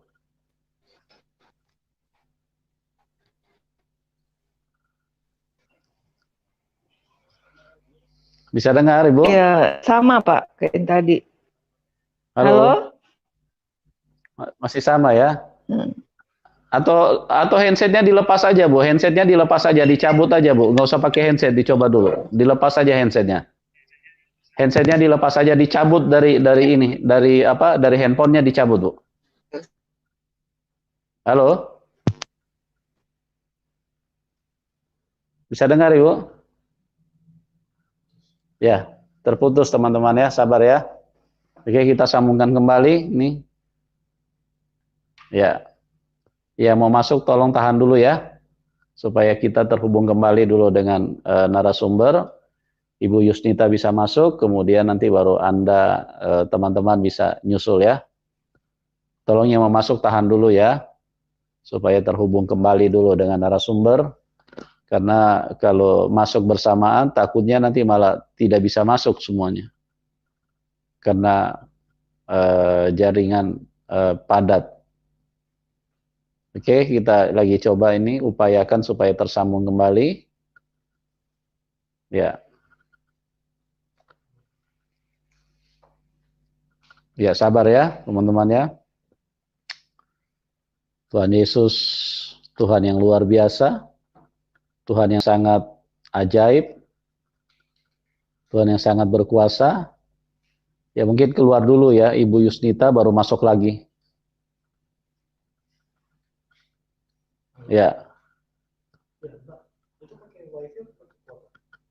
Sesuatu yang begitu ajaib, ya, sesuatu yang begitu sempurna. Betapa sukacitanya manusia jika berjumpa dengan keselamatan.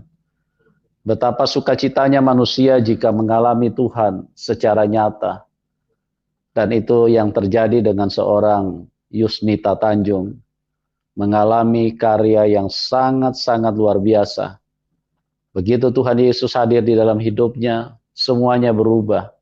Cara pandangnya berubah, cara berpikirnya berubah, hatinya berubah, perasaannya berubah, emosinya berubah. Ya, Ibu bisa dengar? Ya, Halo, Pak. Ibu bisa Bisa, dengar? Pak. Ya, ya, ya, ya. Oke, Ibu, luar biasa sekali kesaksian Ibu ya. Iya. Ibu bisa dengar saya? Iya, tapi nggak jelas nih Pak suaranya. Iya, ini. Apa pakai ini lagi ya? Halo, ya sebentar ya teman-teman ya, kita lagi upayakan dulu ya. Coba. Bisa dengar Ibu?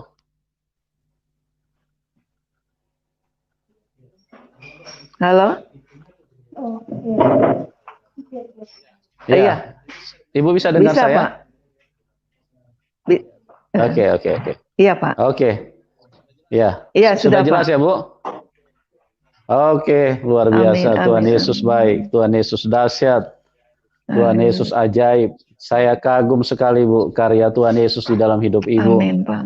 Ya, Tuhan Yesus, saya sampai begitu larut dan sangat terpesona bagaimana Tuhan Yesus setiap datang kepada manusia dengan cara yang sangat-sangat di luar nalar kita ya. Tuhan yang begitu baik, yang mampu melewati batasan apapun, Amin.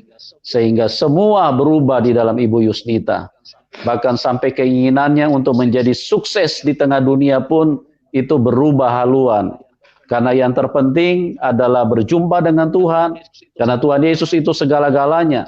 Tuhan Yesus adalah Tuhan yang merupakan harta kekayaan bagi manusia itu sendiri. Ya, oke teman-teman, ini banyak usulan untuk supaya kesaksiannya dilanjutkan dulu.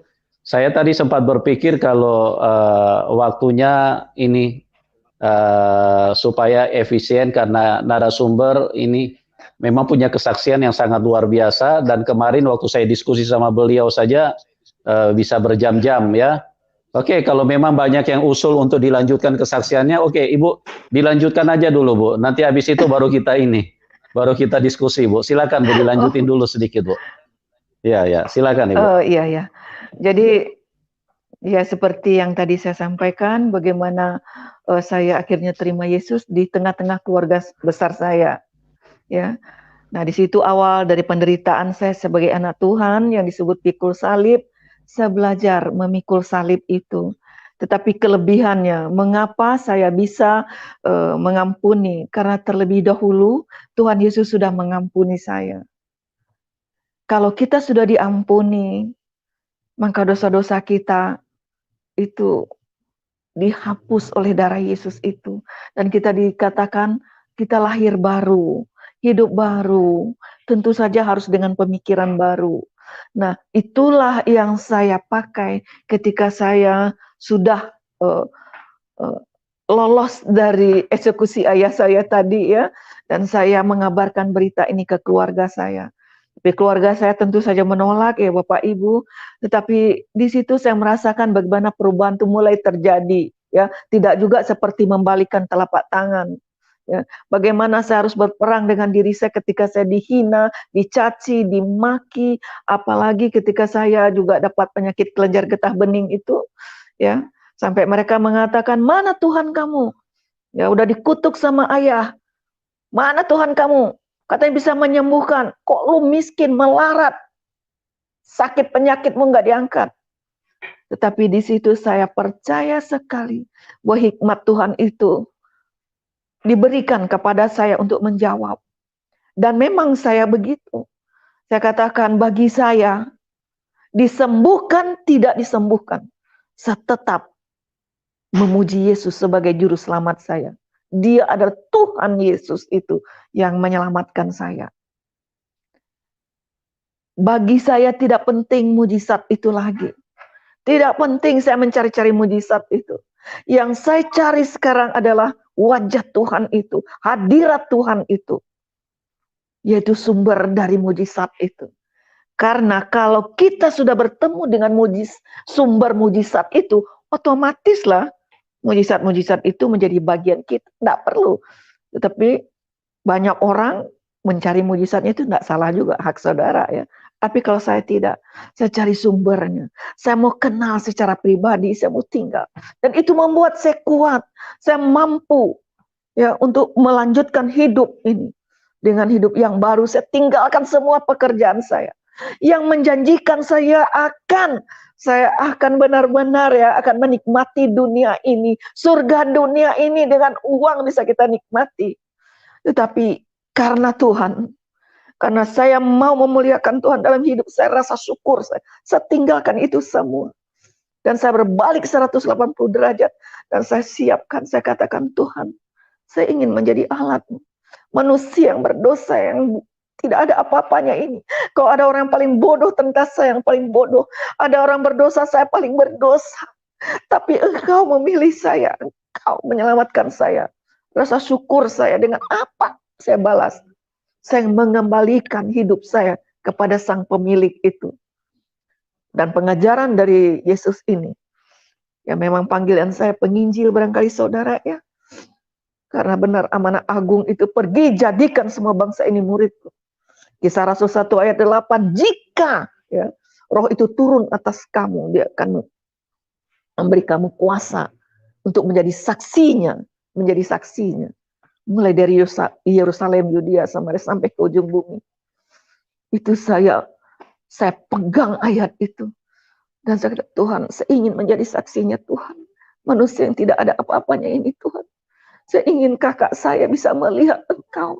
Adik saya, keluarga saya, satu orang diselamatkan, saya isi rumah. Saya ingin menggenapi firman itu. Kalau menjadi gembala sudah banyak gembala besar. Mau jadi guru sudah banyak guru-guru, pakar-pakar sampai ke tinggi selangit sampai lupa dia injak bumi. Ada tuh guru-guru teologi, ada segala dosen rektor sudah banyak bertebaran di mana-mana. Tetapi untuk ayat ini saya rindu. Satu orang diselamatkan, maka saya isi rumah. Dan saya berjalan bersama dengan Tuhan. Puji nama Tuhan. Kalau sampai hari ini Bapak Ibu, ya, dari 5 saya bersaudara, puji nama Tuhan. 4 keluarga saya, karena kakak saya yang tertua perempuan meninggal saudara ya. Tapi yang 4 ini, terima Yesus dengan keluarganya. Terima Yesus sebagai juru selamat. Ayah saya yang mau membunuh saya itu, pada satu kali dia katakan ke saya itu, kamu ini pasti dibujuk-bujuk sama orang Kristen. Dikasih ini dan itu. Dia buktikan, saudara, berapa tahun dia buktikan. Ada orang yang memberi saya apa-apa. Ada juga kadang-kala dia mendengar bagaimana. Ya, saya ingin sekali. Ya, waktu saya ditekan sama ayah saya luar biasa, keluarga semua membenci saya. Saya lari ke satu, boleh dikatakan satu organisasi yang besar, saudara. Saya ingin tinggal di dalam gereja itu, di asrama itu. Supaya saya terlepas dulu dari keluarga besar saya ini. Saya ingin tahu isi Alkitab ini. Saya datang ke sekolah Alkitab itu, saya katakan tolong saya. Saya mau tinggal di sini belajar tentang firman ini. Saya jual TV saya 14 inch, saya pergi ke Bandung, saudara. Saya tinggalkan anak-anak saya, dan saya katakan suatu kali, ya, saya mau bawa anak-anak saya semuanya ini kepada Tuhan. Tapi saya harus mengetahui dulu tentang firman Tuhan ini. Saya harus menguasai dulu tentang Yesus ini. Yesus yang saya benci dulu, yang saya katakan manusia, ternyata dia adalah Tuhan, menciptakan langit, laut beserta isi ini. Firman itu yang menciptakan. Tanpa firman, segala sesuatu tidak ada yang terjadi. Firman itu menjadi manusia. Yang kita kenal, yang saya kenal, namanya Yesus. Menjadi role modelnya Tuhan. Ya, itu saya bilang, aduh Tuhan, saya pengen belajar lebih dalam. Tapi apa yang saya alami? Tidak semua orang Kristen punya kasih, saudara. Tidak semua orang Kristen itu mempraktikkan firman itu. Mereka hanya bisa berkhotbah, mengumpulkan kekayaan dengan luar biasa. Saya saksinya. Dan Tuhan juga menjadi saksinya malam hari ini. Saya datang ke sana memohon seperti pengemis. Saya katakan anak-anak saya kecil, saudara umur 5-6 tahun itu. Saya katakan tolong, saya mau sembunyi dulu dari keluarga. Saya bawa anak saya yang kecil ini tinggal di sini. Sini ada panti asuhan, ada asrama, ada sekolah Alkitab, ada rumah sakit. Pokoknya organisasi ini cukup sukses, saudara, saya lihat. Pendek cerita, saudara, 4 jam saya di situ bolak-balik, segelas air minum saja tidak keluar, saudara. Sampai dia katakan, ibu kalau di sini tidak bisa bawa anak. Saya bilang di sini kan ada panti asuhan. Anak saya titip dulu deh di panti asuhan itu. Oh, kalau di panti asuhan ini, ibu mau taruh anak. Ibu harus bikin surat pernyataan. Ibu menyerahkan anak ini ke panti. Mana tahu nanti ada yang mengadopsi. Ya Tuhan, haruskah saya menyerahkan anak? Begini yang harus saya hadapi orang ini. Kok begini? Saya berpikir luar biasa. Hampir-hampir saya mundur, saudara, mengikut Yesus. Melihat karakter orang-orang menjadi sandungan ini. Saya datang dengan penuh harapan. Karena kalau bicara di mimbar, mereka di organisasi berbicara tentang kasih itu. Saya katakan, kalau enggak begini, titip anak itu, kalau titip aja mesti bayar. Saya enggak ada uang, Bu. Saya enggak ada uang, Bu. Bagaimana kalau saya di sini, selama saya belajar di sini, enggak usah formal, yang penting saya jauh aja dari keluarga saya. Saya jadi tukang cuci di sini. Berapa gaji saya biarlah untuk anak saya di sini. Tapi tetap mereka, wah, ini dari Sumatera Barat, orangnya galak-galak. Ada saja, saudara, 4 jam, saudara. Maaf saya katakan, itu kenapa orang sampai kembali murtad, saudara, kembali. Kadang-kadang perlakuan hamba Tuhan. Kami kadang-kadang yang sungguh-sungguh ini. Kalau kalian bilang juga kesaksian, ada palsu tanggung jawab kalian sama Tuhan itu. Hari lepas hari, bertahun kami melewati penderitaan itu. Ingin mencari persaudaraan di dalam Kristus ini. Tapi sulit kami dapatkan. Bisa orang perlakukan. Banyak hamba Tuhan itu dendam dulu dia disakitin orang, sekarang dia menyakiti orang banyak, saudara. Secara rohani saya temukan itu. Saya mau saya jadi tukang cuci di situ. Tetap saja. Maka benarlah ya di hari penghakiman terakhir. Matius pasal 25. Kamu tidak memberi aku minum, aku lapar. Engkau tidak beri aku makan. Kata Yesus. Dan itu saya alami. Akhirnya pendek cerita 4 jam itu mereka tolak. Sepanjang jalan itu hujan lebat. Saya berlari seperti orang gila di situ. Saya berteriak, di mana kau Tuhan Yesus? Di mana? Kenapa harapan saya kandas di organisasi rohani yang sangat katanya rohani ini? Begitu saya pulang, saudara, ke Jakarta kembali, saya merenung, tetapi hati saya sudah tertambat kepada Tuhan Yesus itu.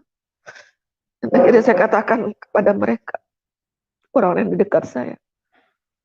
Akhirnya ke Pak Yusuf Roni saya juga ceritakan. Pak Yusuf Roni bilang, karena jauh sekali tempat Pak Yusuf ini dari kita, saudara. Harus pernah bilang begini sama, ya Isnita, kalau kita dimusuhi sama non-Kristen, jelas siapa itu orangnya yang melawan kita. Tapi nanti kamu masuk ke dalam. Yang paling serem nanti adalah serigala berbulu domba itu. Orang di dalam itu. Tapi kamu harus lewati itu. Jangan, kita tidak sendiri. Bersama dengan Tuhan. Nah itu memang, oh iya ini barangkali yang disebut baru saja. Dan akhirnya saudara, ketika saya akhirnya, ya saya injili saudara saya, kakak saya, adik saya. Dengan segala kata-kata pahit saya terima. Apalagi ipar saya Muhammad Holil namanya di Surabaya itu saudara. Dengar saya Kristen itu, wah sumpah serapah. Saya paling dekat sama adik saya itu. Sejak itu bermusuhan. Mereka musuhi saya. Anehnya saya. Saya di hati saya Saya sayang sama mereka. Tidak ada lagi kebencian itu, saudara. Saya cuma bilang, aduh nanti kalau kamu seperti saya, pasti kamu juga gak akan bicara seperti itu. Nah itu yang saya lewati. Hari-hari pahit, saudara. Tapi ada juga, kadang-kadang orang Kristen ini baik hati, saudara. Dia kasih saya transport pulang. Tapi ada juga panggil saya ke sana sini, kesaksian rumah orang kaya raya, saudara. Dia kasih amplopnya. Terima kasih atas pelayanannya. Pernah itu terjadi, saudara. Udah perut lapar, nggak makan, ibadah di situ. Karena dikasih amplop saya sama teman, saya lari kita keluar makan sate, ini udah lapar. Tapi seperti ada, lihat dulu, buka amplopnya. Saya udah bilang, Pak, bakar sate 10. Oh yo, tukang sate cepat, saudara. Tapi begitu dia mau bakar, stop. Saya buka amplopnya. Isinya, terima kasih atas pelayanannya. Tidak ada apa-apa. Mau pulang, saudara, duit tidak ada. Numpang-numpang di bus dengan sakit-sakit. Tapi aneh, ada sukacita di hati, ada damai sejahtera. Itu sebabnya keluarga saya mengatakan, saya sudah gila. Pekerjaan bagus-bagus dia rintis kayak gitu, lihat. Kayak gembel. Sakit-sakit udah dikutuk sama ayah. Tapi itulah ayah saya akhirnya manggil saya. Apa sebenarnya rahasianya ini? Kamu ini dibilang saya jual iman, satu kamu dikasih 5 juta sama ini 5 juta, boro-boro, saudara. Dia lihat, dia buktikan. Sekarang dia bilang, mana dukun kamu itu? Pasti kamu itu udah dijampe-jampe sama orang Kristen itu. Bawalah saya ke Sukabumi, tempat ayah saya, tempat istri mudanya, saudara. Saya dimandikan, diruqyah namanya, saudara. Mandikan. Supaya apa? Supaya saya ini berbalik lagi, bertobat ke jalan yang benar itu. Diulang lagi. Ayah bilang, bagaimana rasanya? Saya cuma dingin, ayah. Udah kedinginan nih jam 1 malam ini. Lama-lama ayah saya juga capek. Barangkali saudara udah pasang jampe-jampe kiri kanan segala macam. Lalu satu kali saya bilang sama ayah saya, ayah mau ketemu dukun saya. Iya, di mana dia? Ada. Siapa namanya? Yesus. Kamu ini memperkenalkan nama itu. Ya, itu. Yang memelet saya tuh itu. Di mana dia bisa ketemu? Ada di gereja. Akhirnya, satu kali jangan bilang ke kakak-kakakmu, jangan bilang saudaramu. Saya pengen tahu, mungkin dia mau pasang jampe-jampenya itu, saudara. Pas Natal waktu itu, saya bilang, ayo, ya boleh. Pas Natal itu ada acara di HI, Hotel Indonesia, saudara. Saya bawa ayah saya ke situ. Pas kita masuk sudah terlambat, saudara. Yang di atas mimbar itu bilang, Shalom! Pas di pintu. Dia kaget ayah saya. Dia marah, kurang ajar, tidak sopan orang Kristen ini. Kenapa dia membentak saya seperti itu? Saya bilang, ayah, dia tuh menghormati ayah. Kenapa? Itu dia bilang, Assalamualaikum warahmatullahi wabarakatuh. Kamu nggak bohong. Enggak, hati salam itu ayah. Oh, dia ngasih salam tuh. Ayah saya buka pecinya, sudah dia bilang, Waalaikumsalam warahmatullahi wabarakatuh. Banyak yang ingin saya saksikan kepada saudara-saudara, ya, banyak sekali. Tapi mungkin waktunya sudah terlalu agak malam ya saudara. Dan pada akhirnya kalau saya ceritakan akhirnya, ayah saya bisa terima Yesus sebagai juru selamat. Dan ayah saya ketika juga diubahkan oleh Tuhan itu. Itulah pertama kali juga saya merasakan pelukan seorang ayah yang tulus. Tanpa otak kotor, saudara. Tapi tulus dia katakan, Yusnita, ayah sayang sama kamu. Yesus bisa mengubah segalanya, saudara. Asal kita mau menyerahkan hidup. Dan ya lain kali mungkin bisa disambung ya Pak Yusuf ya. Yang pasti ingin intronya saya kasih ya. Pengampunan yang sudah dilakukan oleh Yesus di kayu salib harus menjadi bagian dalam kehidupan kita.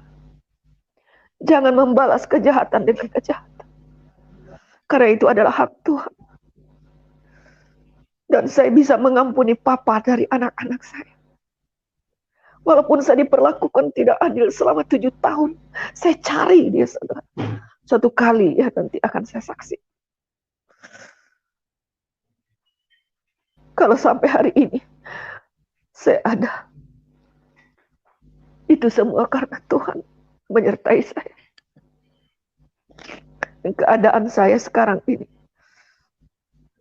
dalam pengampunan yang saya lepaskan terus-menerus untuk papa dari anak-anak saya.